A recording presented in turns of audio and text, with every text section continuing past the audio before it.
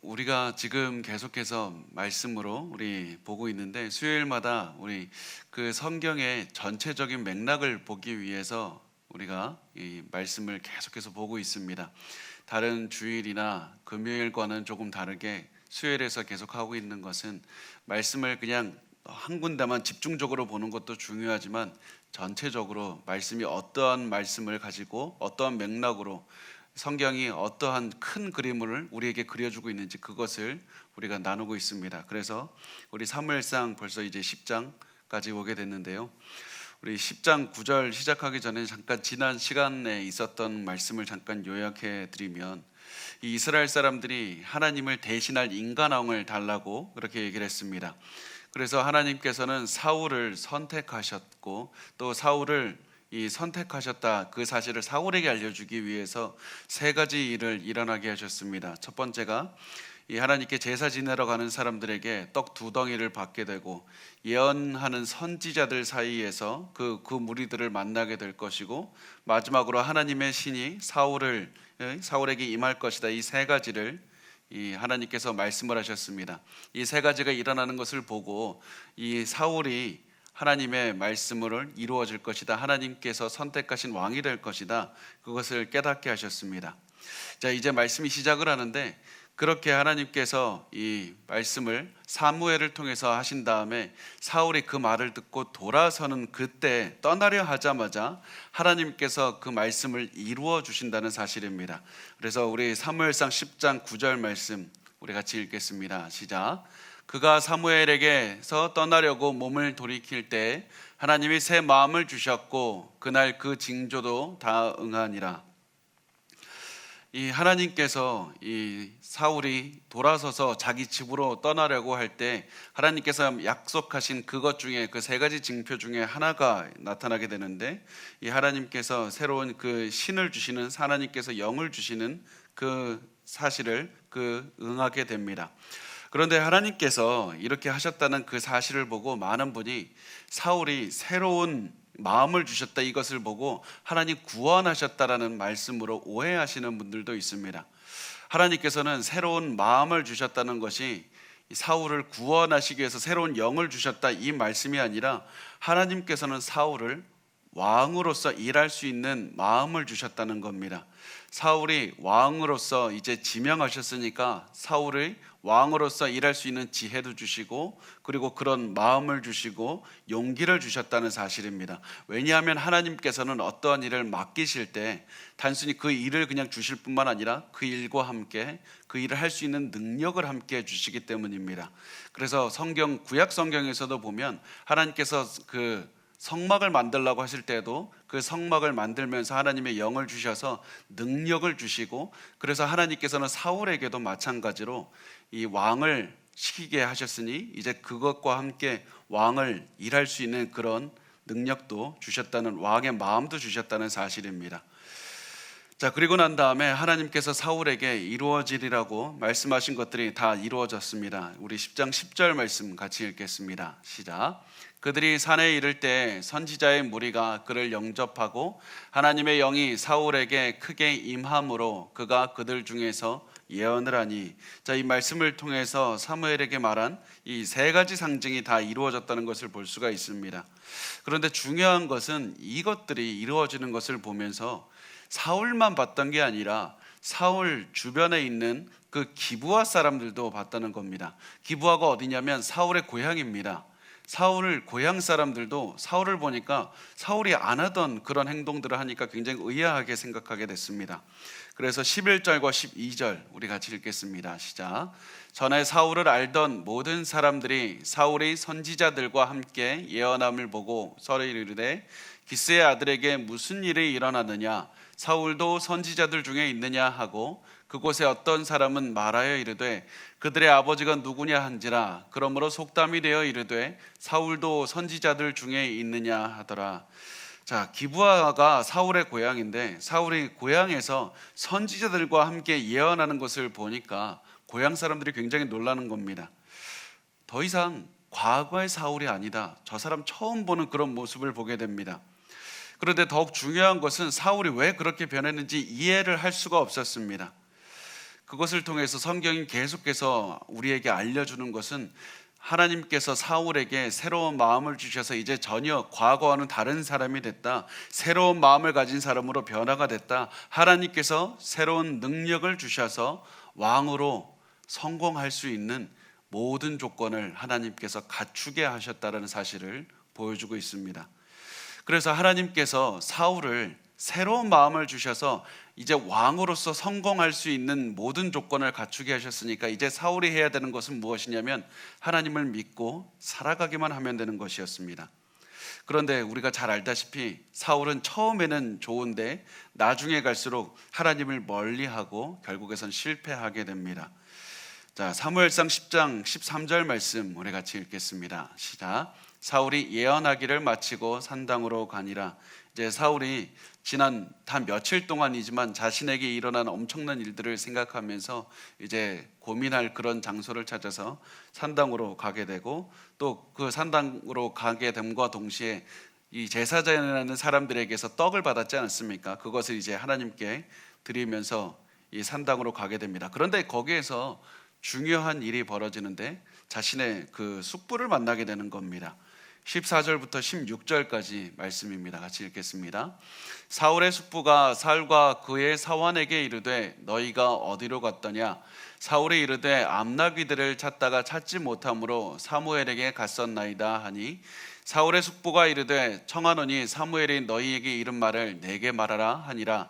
사울이 그의 숙부에게 말하되 그가 암나귀들을 찾았다고 우리에게 분명히 말하더이다 하고 사무엘이 말하던 나라의 일은 말하지 아니하니라. 그러니까 이게 숙부가 삼촌이 사울에게 이렇게 묻는 겁니다. 야, 너 도대체 어디를 갔다 왔고 너한테 무슨 일이 벌어졌길래 너가 그런 하지도 않던 이상한 행동을 하게 됐느냐? 그렇게 궁금해서 물어보니까 사울이 대답합니다. 암나귀들을 찾기 위해서 사무엘에게 갔습니다. 그 말을 들은 삼촌이 사무엘에게 갔으면 무슨 일이 있었지 않았겠느냐? 그래서 사무엘이 너에게 뭐라고 했는지 나에게 말을 해달라고 얘기를 했더니 사울은 삼촌에게 사무엘이 무슨 얘기를 했는지 말해주지 않습니다. 그 이유가 무엇일까? 그 많은 학자들도 이것에 대해서 굉장히 궁금하게 생각하는데 사울이 계속해서 자신의 왕으로서의 자리를 회피하는 그런 모습을 자꾸 보여줍니다. 하나님께서 계속해서 능력을 주시고 하나님께서 왕으로서 일을 할 수 있게 해주시는데 자꾸 내가 그것을 숨기려고 하고 회피하려고 합니다. 그래서 사무엘이 대단하게 무슨 얘기 하지 않았다고 그런 식으로 해서 넘어가는 모습들을 보여주고 있습니다. 그렇게 해서 사울은 자신의 일상으로 돌아가게 됐습니다. 그런데 어느 정도의 시간이 지났습니다. 자, 그 시간이 지나서 17절 말씀 우리 같이 읽겠습니다. 시작. 사무엘이 백성을 미스바로 불러 여호와 앞에 모으고, 자, 여기서 이게 이제 중요합니다. 미스바로 모았다고 하는데 가장 마지막에 사무엘상에서 미스바로 모였을 때가 언제였냐면 블레셋과의 전쟁을 할 때였습니다. 사람들이 이 왕을 세워달라고 말한 그 이유도 블레셋이 너무 무서워서 블레셋과 전쟁을 할 우리의 왕을 세워달라는 것이었는데 마지막에도 이 미스바에서 블레셋과의 전쟁에서 승리했을 때 이 사무엘의 그 지휘 아래에서 이스라엘 사람들이 미스바에 모이게 됐습니다. 그래서 하나님께서는 이스라엘이 블레셋에 크게 승리하게 하셨고 이 미스바에서 하나님과의 언약을 확인하게 하셨습니다. 그런데 이것만 중요한 것이 아니라 미스바는 한 가지 더 중요한 의미가 있습니다. 이 사무엘상 전에 사사기를 한번 보면 20장에는 어떠한 장면이 있냐면 베냐민 지파 사람들이 엄청나게 타락한 그런 모습을 보여서 이스라엘 나머지 지파 사람들이 미스바에 모여서 뭘 하냐면 저 베냐민을 전쟁을 치르자, 베냐민 사람들을 죽이자 이렇게 결의를 하는 곳이 미스바가 됩니다. 그리고 사울이 어느 지파 사람입니까? 베냐민 지파 사람입니다. 그래서 이 사실을 통해서 계속해서 성경은 한 가지를 말을 하고 있는 겁니다. 이스라엘 사람들이 하나님을 떠나서 인간 왕을 달라고 해서 하나님께서 사울을 주셨지만 그 결과는 굉장히 슬플 것이다. 그 결과는 사울이 하나님을 떠나게 되고 또 이스라엘 민족들도 사울의 통치 아래에서 잘못된 길을 걸어가게 될 것이다. 계속해서 이 잘못된 슬픈 그런 운명을 계속해서 말씀을 하고 있습니다. 그래서 하나님께서 분명히 사울을 뽑아서 사울에게 능력을 주시고 모든 것을 다 그 왕으로 잘 살 수 있도록 해주셨지만 결국 하나님의 말씀으로 살지 못하는 비극으로 치닫게 된다는 사실입니다. 자, 그래서 이 미스바에 이렇게 모이게 됐는데 사무엘은 이 미스바에 하나님의 그 백성들, 사람들을 불러서 다시 한번 너희의 죄를 회개하라. 너희가 왜 하나님이 아닌 인간왕을 원했는지 그것을 회개하라고 우선 그 촉구하는 말씀을 하게 됩니다. 그래서 먼저 회개하고 너희들의 삶을 하나님께 헌신하라. 왕을 세우기 전에 먼저 이것부터 말씀을 합니다. 우리 18절 말씀 우리 같이 읽겠습니다. 시작. 이스라엘 자손에게 이르되 이스라엘 하나님 여호와께서 이같이 말씀하시기를 내가 이스라엘을 애굽에서 인도하여 내고 너희를 애굽인의 손과 너희를 압제하는 모든 나라의 손에서 건져내었느니라 하셨거늘. 자, 사무엘이 이 지금 말하고 있는 부분이 어디냐면 애굽에서 노예 생활을 할 때, 애굽에서 아직 출애굽하기 전에 이야기를 합니다. 너희가 아무도 너희를 바라보지 않았고 너희가 정말 도움이 절실할 그때 누가 너희를 도와주었느냐? 하나님께서 너희를 찾아가셔서 구원하셨을 뿐만 아니라 그 이후로도 너희가 고통 가운데 있을 때, 두려움 가운데 있을 때 하나님께서 너희를 지켜주시고 도와주셨다. 그래서 너희들이 했어야 됐던 것은 하나님을 따르기만 하면 됐던 것인데 하나님을 따르지 않았다. 하나님을 따르기만 하면 됐는데 너희는 하나님을 버리고 인간 왕을 선택했다고 말을 합니다. 그래서 19절 말씀 우리 같이 읽겠습니다. 시작. 너희는 너희를 모든 재난과 고통 중에서 친히 구원하여 내신 너희의 하나님을 오늘 버리고 이르기를 우리 위에 왕을 세우라 하는도다. 그런즉 이제 너희의 지파대로 1000명씩 여호와 앞에 나아오라 하고. 하나님께서 지금까지 이스라엘을 어떠한 어려움 속에서도 도와줄 수 있다는 것을 계속해서 보여주셨는데 이스라엘은 내가 하나님이 싫습니다. 다른 민족처럼 되게 해달라고, 다른 저 실패한 인간 왕들처럼 이 왕들을 세워줘서 다른 민족처럼 되게 해달라고 자꾸 요구합니다. 그런데 우리가 이 모습을 보면서 한 가지 이해되지 않는 게 있습니다. 하나님께서 계속해서 도와주셨는데, 하나님 계속해서 구원해 주셨는데 왜 하나님을 굳이 버리겠다고? 내가 저 악한 인간 왕이라고 할지라도 나는 인간 왕이 좋다고 자꾸 하나님을 왜 버리게 되는 겁니까? 왜 굳이 다른 민족처럼 살아가고 싶어 합니까? 그게 바로 죄이기 때문입니다. 그게 바로 죄로 물든 인간의 마음이기 때문입니다. 죄는 절대로 논리적으로나 이성적으로 설명할 수가 없습니다. 단순히 마음이 병들어 있어서 하나님으로부터 멀리 떠나가려고 하는 그 마음의 상태가 바로 죄의 모습이기 때문이고, 이스라엘 사람들은 아무리 하나님께서 지켜주시고 보호해 주셔도 계속해서 나는 하나님을 멀리하고 싶다고, 하나님이 아니라 저 세상 인간들과 그 세상 사람들과 동일한 모습으로 살아가고 싶다고 계속해서 그 추구하는 모습을 보여줍니다. 그래서 우리 주변에 죄로 인해서 영향을 받은 사람이 있다면 우리가 무엇을 해야 됩니까? 가장 먼저 그들에게 논리적으로 설득하고 이 합리적으로 설득하는 것이 아니라 가장 먼저 기도해야 되고 영적인 전쟁에서 승리해야 된다는 사실입니다. 먼저 영적인 자세로 영적인 것을 먼저 다루어서 죄의 문제를 해결하는 그것으로 다가가야 되지, 우리가 그냥 상식적으로 이성적으로 저 사람 말로 설득하면 되겠지, 우리에게 화가 나 있고 분노하고 있는 그 어떤 사람에게 말로 찾아가서 그들을 설득하는 것이 아니라 기도하고 영적인 성령의 능력에 의지해서 우리가 살아가야 되는 것이 가장 중요하다는 사실을 기억하시면 좋겠습니다. 자, 이제 굉장히 중요한 부분이 나오는데 제가 자꾸 성경을 보다 보면 모든 게 다 중요해 보입니다. 그래서 자꾸 중요하다고 얘기하는데 정말 중요합니다. 보면 자, 이제 하나님께서는 왕을 세워주기 위해서, 왕을 선택하기 위해서 지파대로 사람들을 앞으로 나오라고 하셨습니다. 자, 20절과 21절 말씀 우리 같이 읽겠습니다. 시작. 사무엘이 이에 이스라엘 모든 지파를 가까이 오게 하였더니 베냐민 지파가 뽑혔고, 베냐민 지파를 그들의 가족별로 가까이 오게 하였더니 마드리의 가족이 뽑혔고, 그 중에서 기스의 아들 사울이 뽑혔으나 그를 찾아도 찾지 못한지라. 자, 여러분, 여기서 굉장히 중요한데, 지금 있는 일, 하나님께서 지파대로 사람들을 나오라고 하셨고, 그 중에서 사람들을 제비뽑기 하셨고, 그 중에서 또다시 제비뽑기 하고, 남은 사람 중에 제비뽑기를 하는 그 장면이 과거에도 한번 나왔습니다.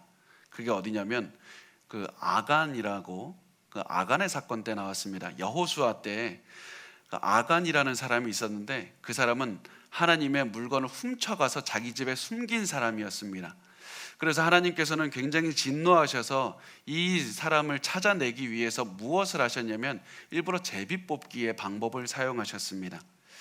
그래서 그때 어떻게 했냐면 지금 이 장면처럼 지파마다 사람들을 나오라, 그렇게 해서 사람들을, 이 제비를 뽑아서 결국 한 명씩 한 명씩 제거되고 아간이 걸리게 되었던 겁니다. 그리고 나서 아간을 처벌하셨습니다. 그리고 이스라엘 사람들이 그 자신들의 과거를 너무나도 잘 알고 있었습니다.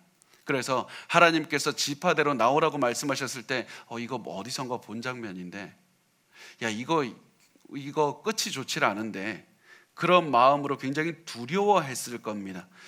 왜냐하면 이거 했다가 마지막에 남는 사람은 처벌을 받게 되는 그런 결과로 이어지는 것이 아간 때 보여줬던 하나님의 모습이었기 때문에 하나님의 이 뽑는 방식을 보고 굉장히 어리둥절했을 겁니다. 그렇게 하나님께서는 이 방법으로 왕을 뽑으셨습니다. 왜 그런지 아십니까? 분명히 사무엘이 그냥 직접 저 기스의 아들 사울 나오라고 호명할 수도 있었습니다. 하나님께서 나에게 말씀하셨으니까 그렇게 하라고 말씀을 할 수도 있었지만, 굳이 이 방법으로 했던 것은 이스라엘이 원하는, 지금 왕을 원하는 이유가 하나님을 떠나는 것이었기 때문이고 죄의 모습을 따라가는 것이었기 때문입니다. 이스라엘 사람들은 첫 번째 십계명, 하나님을 아니라 우상 숭배하는 것을 계속해서 요구하면서 사람의 이 인간 왕을 원했기 때문에 하나님께서는 그것을, 너희들이 이거 죄다, 잘못하고 있다, 그래서 너희들이 원하는 방식으로 왕을 뽑아주지만 결국에서는 결과가 어떻게 될지를 이 방식을 통해서도 계속해서 보여주고 있는 겁니다. 그래서 사울의 인생이 얼마나 슬프게 되고, 또 잘못된 왕을 뽑은 이스라엘의 민족의 운명도 어떻게 굉장히 슬프게 되는지를 계속해서 보여주고 있습니다. 게다가 마지막으로도 보면 이 제비뽑기를 한 결과 사울이 왕이 되게 되는데, 사울이 어디 있습니까? 숨어 있습니다. 마치 아간이 그 집에서 잡혔는데 그 사람이 아간의 그 집에 숨긴 물건을 찾기 위해서 사람들이 그 집으로 가서 숨긴 물건을 가져왔듯이, 사울도 숨어 있다가 하나님께서 가르쳐 주셔서 사울을 찾아오게 됩니다. 계속해서 사울은 슬프고 비극적인 운명을 취할 것을 그렇게 계속해서 보여주고 있습니다. 게다가 한 가지 더, 사울이 왕으로서의 의무를 피하는 사람이 될 것이다. 하나님께서 이미 사무엘을 통해서 말씀해 주셨고 또 준비시켜 주셨는데도 불구하고 숨어 있고 사람들이 못 찾는 곳에 가 있는 것을 보면, 사울은 왕으로서의 의무를 다하지 않을 것이고 하나님께서 주신 그 지혜를 사용하지 못하는 지혜 없는 왕이 될 것이다. 계속해서 사울의 슬픈 결말을 이 본문을 통해서 말씀을 하고 있습니다. 자, 22절과 23절 말씀 우리 같이 읽겠습니다. 시작. 그러므로 그들이 또 여호와께 묻되 그 사람이 여기 왔나이까? 여호와께서 대답하시되 그가 짐 보따리들 사이에 숨었느니라 하셨더라. 그들이 달려가서 거기서 그를 데려오매 그가 백성 중에 서니 다른 사람보다 어깨의 위만큼 컸더라. 하나님께서 이제 그 사울의 위치를 알려주셔서 사울을 찾아오게 하셨는데, 이 사람들이 숨어있던 사울이 이제 모습이 조금씩 드러나니까 굉장히 사람들이 좋아했습니다. 왜냐하면 굉장히 잘생겼고 또 키도 굉장히 컸고 등치도 굉장히 좋았습니다.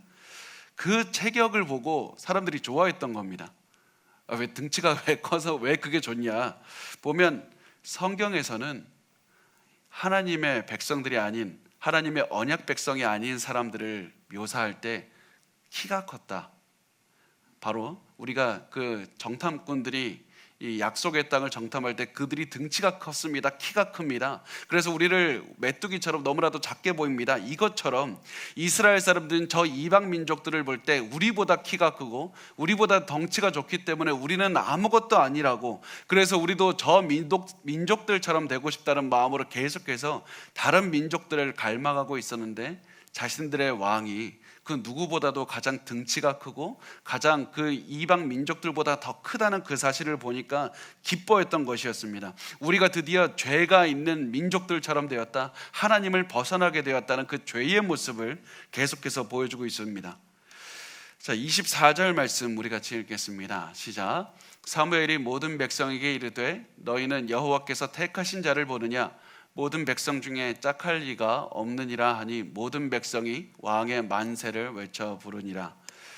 사울이 잘생겼고 키도 컸기 때문에 이스라엘 사람들은 이제 기뻐하게 되는데, 그리고선 곧바로 뭐가 나옵니까? 왕의 만세를 불렀습니다. 그런데 참 중요한 장면은 하나님께서는 사울을 왕이라고 부른 적이 없습니다. 이스라엘 사람들에게 사무엘이 너희들의 왕으로 세웠다고 말씀하신 적이 없습니다. 이스라엘 사람들이 하나님께서 이 사람 선택했다고 하니까 이스라엘 사람들이 그냥 사울을 왕이라고 불렀던 것뿐입니다. 왜 그렇습니까? 하나님은, 사무엘은 사울을 왕으로 세운 것이 아니라 하나님이 여전히 왕이시고, 그리고 지난 시간에 나눴듯이 사울은 그 프린스라고 보통 번역을 하는, 지도자라고 번역하는 그 하나님을 대리하는 입장에 서기를 원하셨기 때문입니다.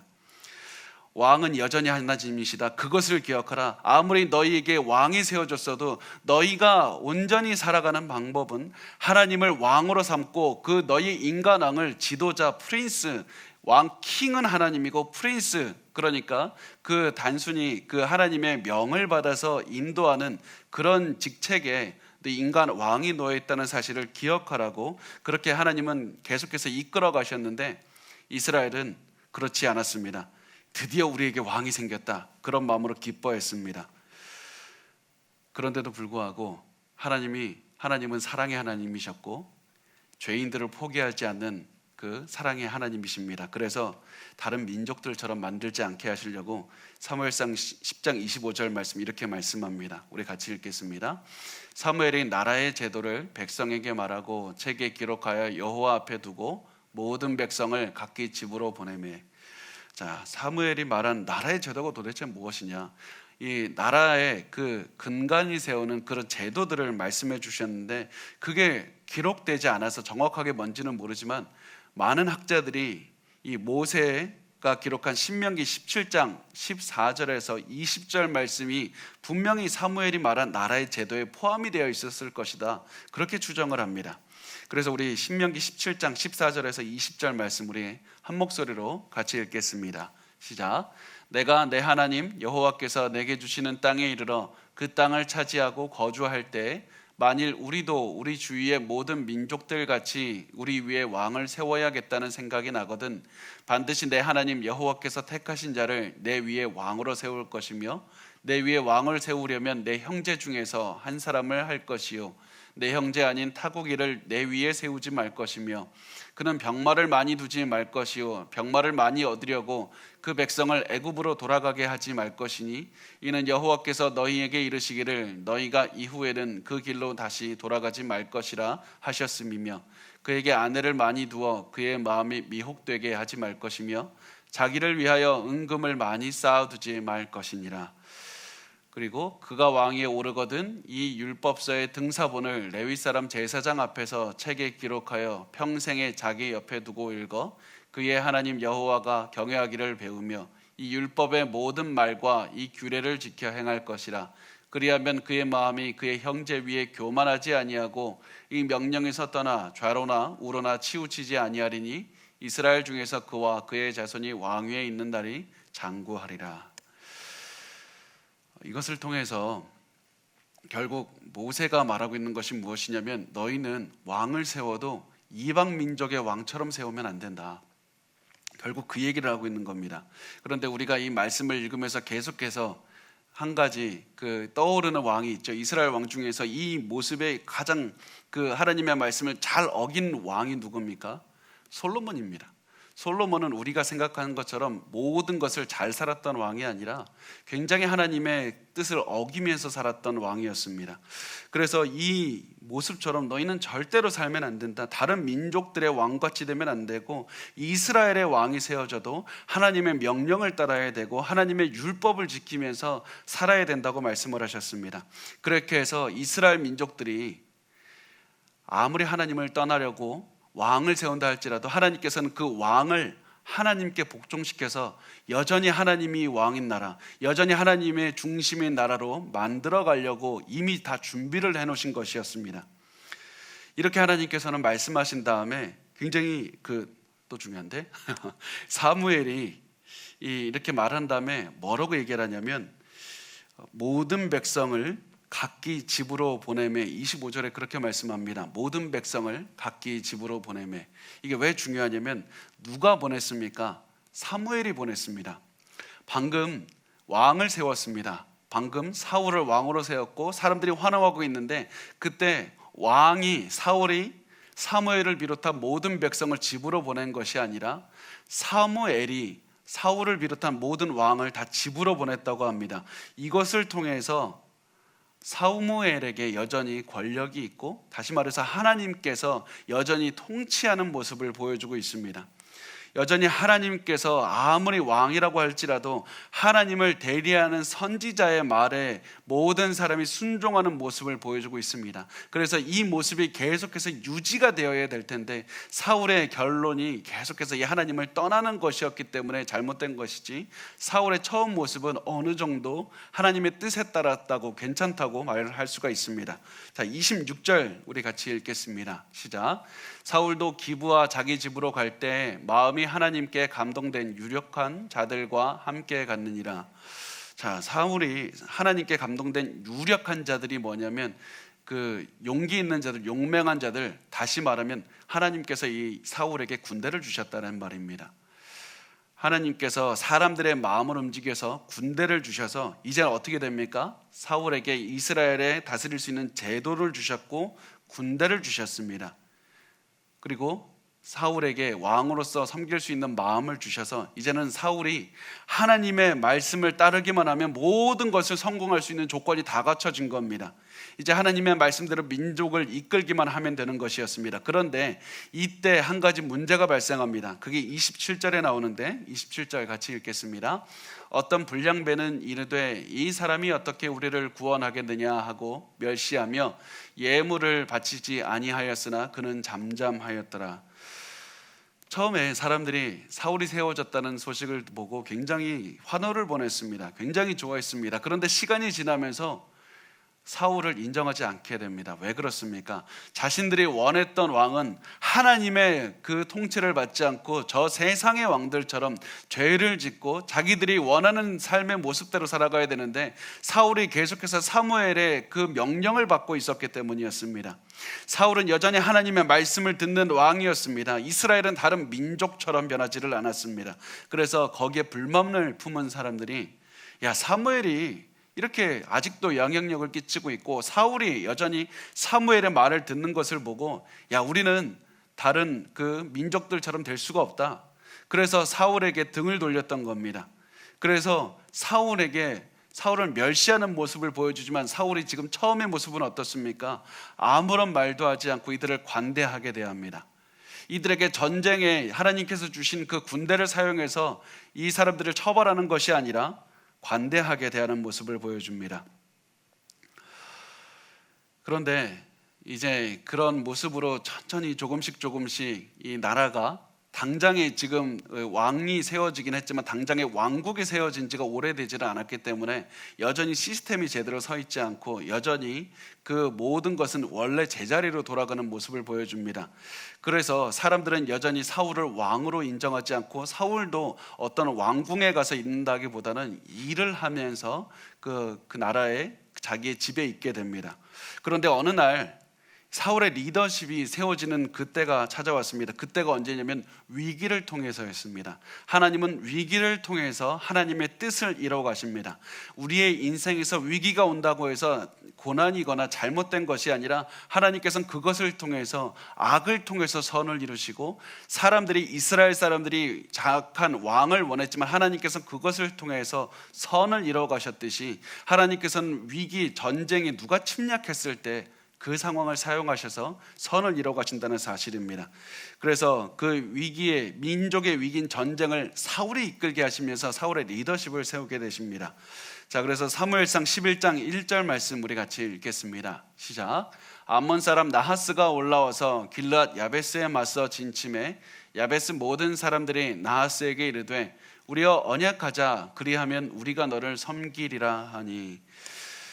나하스라는 말이 뭐냐면 이제 뱀이라는 그런 의미가 되는데, 암몬 자손의 그 왕인 나하스가 이스라엘의 그 길르앗 야베스, 그 야베스에 있는 그 사람들, 이 이스라엘의 동쪽 지방에 이 야베스를 공격하게 됐습니다. 이 암몬 사람들이 공격하니까 야베스 사람들이 뭐라고 합니까? 당장에 우리가 당신에게 항복하겠습니다. 이상하지 않습니까? 방금 하나님께서 사울을 선택하셔서 왕으로 세워주셨고, 이 사람들은 사울을 왕으로 선택됐다는 사실에 기뻐하면서 환호를 질렀는데, 당장 누가 공격하러 오니까 내가 당신을 왕으로 섬기겠습니다, 우리 항복하겠습니다, 그것도 이스라엘 사람이 아니라 다른 민족의 왕을 자기의 왕으로 섬기겠다고 말한 것이었습니다. 이 사람들에게는 더 이상 하나님의 안에 있는 그런 믿음을 가지고 살지 않는 그런 모습을 보입니다. 게다가 중요한 것이, 방금 왕으로 세웠으면 사울에게 상의라도 해보고 사울에게 좀 도움이라도 요청하는 모습을 보여줘야 되는데, 사울에게도 도움을 요청하지 않습니다. 사울이 그냥 전혀 마음 안에 없습니다. 그래서 이 사람들이 더 이상 하나님을 믿지도 않고 사울도 믿지 않는다는 그런 모습을 보여주고 있습니다. 그래서 그냥 이 사람들이, 야, 이방 민족들이 되고 싶었는데 차라리 이 기회에 그냥 항복해버리자, 그런 체념하는 모습을 보여주고 있다는 사실을 알 수가 있습니다. 자, 2절 말씀 우리 같이 읽겠습니다. 시작. 암몬 사람 나하스가 그들에게 이르되 내가 너희 오른 눈을 다 빼야 너희와 언약하리라, 내가 온 이스라엘을 이같이 모욕하리라. 자, 이 암몬 왕 나하스가 이스라엘을 모욕하고자 했다고 했는데, 그 일반적인 그냥 항복은 안 되고 너희 오른쪽 눈을 다 빼야지 항복을 받아주겠다고 합니다. 사실 이런 요구가 그 고대에서는 뭐 흔하게 일어났다고 볼 수는 없지만 그래도 아예 없었다 이렇게 말할 수도 없습니다.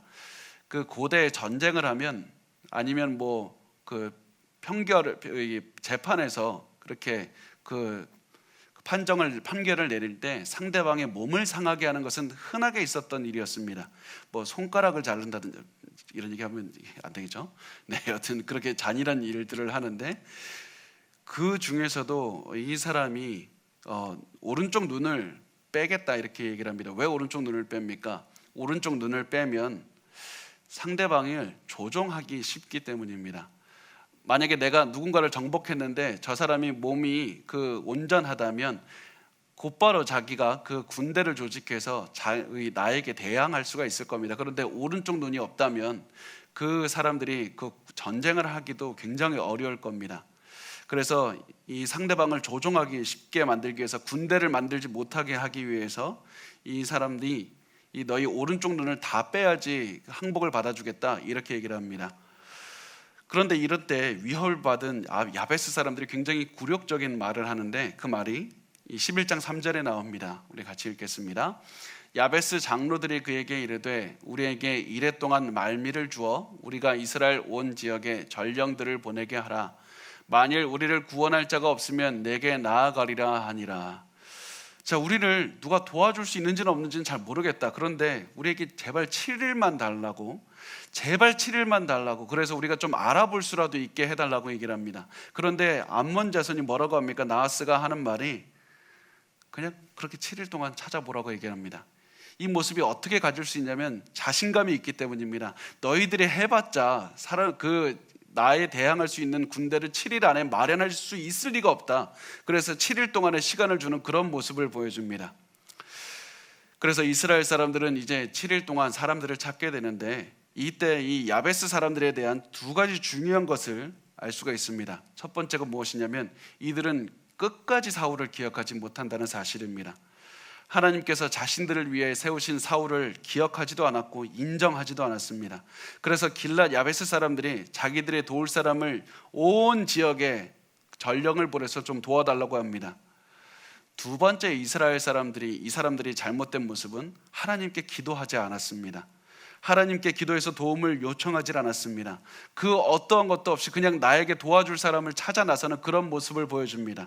이때 하나님께서는 악을 사용하셔서 선을 이루시는 분입니다.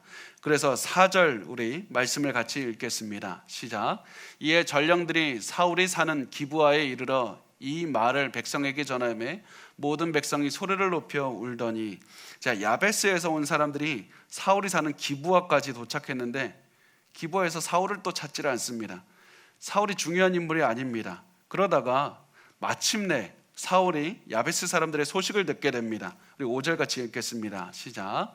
마침 사울이 밭에서 소를 몰고 오다가 이르되 백성이 무슨 일로 우느냐 하니 그들이 야베스 사람의 말을 전하니라.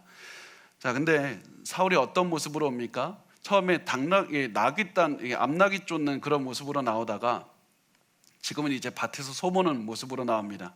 때묻지 않은 모습을 보여주고 있고, 또 아무리 왕이 됐다고 하더라도 그가 무슨 군림하는 모습을 보여주지 않습니다. 굉장히 그 낮은 모습으로 소를 모는, 여전히 일을 하는 것을 보여줍니다. 그렇게 농사를 짓고 있다가 또 중요한 것이 아무도 사울에게, 이미 사울은 왕이 됐는데 아무도 사울에게 야베스 사람들의 상황을 말해주지 않아서 사울은 모르고 있다가 직접 자기가 가서 물어봅니다. 무슨 일이냐고 이렇게 물어봤더니 그 사람들이 야베스 사람들의 상황을 말해주었습니다. 이제 그 결과가 어떻게 됩니까? 6절 말씀, 6절 시작. 사울이 이 말을 들을 때 하나님의 영에게 크게 감동되매 그의 노가 크게 일어나. 자, 하나님께서 이때 이 사울을 하나님의 사람 왕으로 세우고자 하셨습니다. 이 사울의 리더십을 세우고자 하셨습니다. 그래서 하나님께서 사울 안에 그 분노, 악에 대한 분노입니다. 선에 대한 분노는 하나님께서 절대로 넣지는 않지만 하나님 자신도 악에 대해서는 분노하시는 것입니다.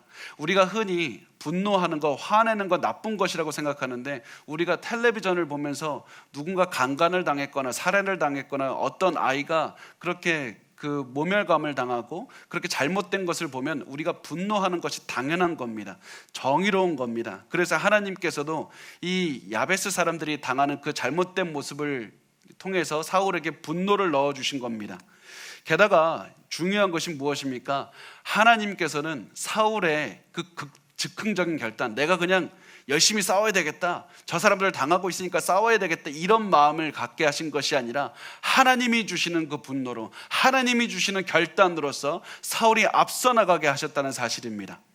그리고 사울이 싸울 수 있는 원동력을 주신 다음에 어떤 일이 일어나냐면 7절 말씀이 우리 같이 읽겠습니다. 시작. 한 결의의 소를 잡아 각을 뜨고 전령들의 손으로 그것을 이스라엘 모든 지역에 두루 보내어 이르되 누구든지 나와서 사울과 사무엘을 따르지 아니하면 그의 소들도 이와 같이 하리라 하였더니 여호와의 두려움이 백성에게 임하매 그들이 한 사람같이 나온지라. 자, 이제 사울이 하나님께서 세우신 이스라엘의 구원자로서, 이스라엘의 왕이 왜 세워졌습니까? 처음에 보면 블레셋의 그 위협으로부터 구원을 해줄 사람을 달라고 해서 왕이 세워진 겁니다. 사울이 지금까지 역할을 하지 못하다가 드디어 구원자로서 역할을 하게 됩니다.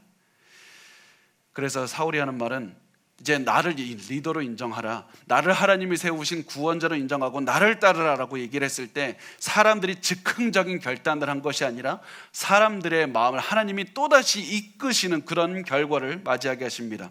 하나님께서 이스라엘 사람들의 마음에 두려운 마음을 주셔서 왕과 백성이 한 마음으로 싸우러 나갔다고 말씀합니다. 이 악한 상황, 길르앗 야베스 사람들이 당한 그 악한 상황을 이용해서 이 사람들은 알지 못했지만 선을 이루어가고 계신 그것을 보여주고 있는 겁니다. 모든 것이 결국 하나님께서 이끌어 주신다는 사실을 보고 있습니다. 자, 8절과 9절 말씀 우리 같이 읽겠습니다. 시작. 사울이 베색에서 그들의 수를 세어보니 이스라엘 자손이 30만 명이요 유다 사람이 3만 명이더라.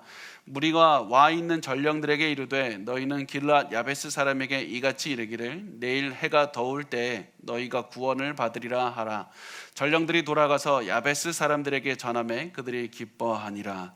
자, 왕이 군대를 모으고 오고 있다는 소식을 들은 야베스 사람들이 굉장히 기뻐하게 되고요. 사울이 말합니다. 우리가 밤 사이에 계속 암몬 군대가 알아채지 못하도록 밤사이에 몰라가서 그들을 공격할 테니까 걱정하지 말라, 이렇게 얘기를 하니까 야베스 사람들은 기뻐합니다. 자, 10절과 11절 같이 읽겠습니다. 시작. 야베스 사람들이 이에 이르되 우리가 내일 너희에게 나아가리니 너희 생각에 좋을 대로 우리에게 다 행하라 하니라. 이튿날 사울이 백성을 3대로 나누고 새벽에 적진 한가운데로 들어가서 날이 더울 때까지 암몬 사람들을 치매 남은 자가 다 흩어져서 둘도 함께한 자가 없었더라. 자, 이 말을 들은 야베스 사람들이 이 암몬 군대에게 아무도 우리 도와주지 않으니까 우리가 그냥 당신들과 전쟁을 치르겠다고 이렇게 거짓으로 얘기를 했습니다. 그런데 이 암몬 자손이 다음 날에 싸움을 준비하고 있을 때 새벽에, 이 새벽이 되었을 때라고 하지만 이게 정말 시간은 새벽 2시에서 6시 사이, 그때 어두울 때 사울의 군대가 세 방향으로 암몬을 쳐서 결국 승리할 수 있었다, 이렇게 말씀을 하고 있습니다. 자, 우리가 여기까지 봤는데요, 여기에서 계속해서 반복해서 나오고 있는 주제가 있습니다. 그게 뭐냐면 하나님께서는 악을 그대로 두지 않고 선으로 이루시는 하나님, 우리를 포기하지 않으시고 아무리 사람이 죄가 많고 죄를 원한다고 할지라도 그 죄의 모습에서 내버려 두는 것이 아니라 우둔한 상태로 두는 것이 아니라 하나님께서는 선으로 이루신다. 자꾸 이스라엘이 실패의 길을 걸으려고 할 때 하나님께서는 자꾸 그 악을 사용하셔서 선을 이루시는 영적 승리의 길로 인도하신다.